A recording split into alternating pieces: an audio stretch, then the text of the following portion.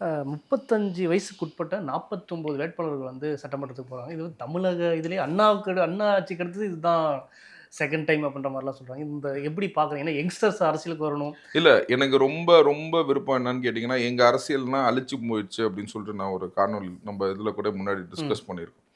ஆனா எனக்கு வந்து என்னன்னு கேட்டீங்கன்னா, இந்த இளம் வயசுல நம்ம வந்து காலேஜ்ல வந்து பாலிடிக்ஸ் இல்லாம ஆக்கிட்டாங்க. பாலிடிக்ஸ்னாவே வந்து ஒரு கேவலமான ஒரு விஷயம்ன்ற மாரி நம்ம மனசுல பதிக்க வச்சு, நம்மள வந்து வெளிநாட்டுக்கு வந்து அடிமை மாரி வேலை செய்றதுக்கு மட்டுமே அழைக்கிறாங்க. இந்த நாட்ட நம்ம வலிமைப்படுத்தணும்னா, இளைஞர்கள் வந்து பாலிடிக்ஸ்ல என்ட்ரி ஆகணும்.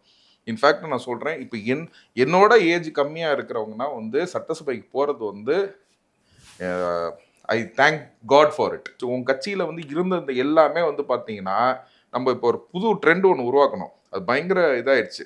கிழட்டு குட்டின்னு. புரிஞ்சுங்களா? இந்த கட்சியே வந்து வந்து பாத்தீங்கன்னா கிழட்டு குட்டி கட்சி.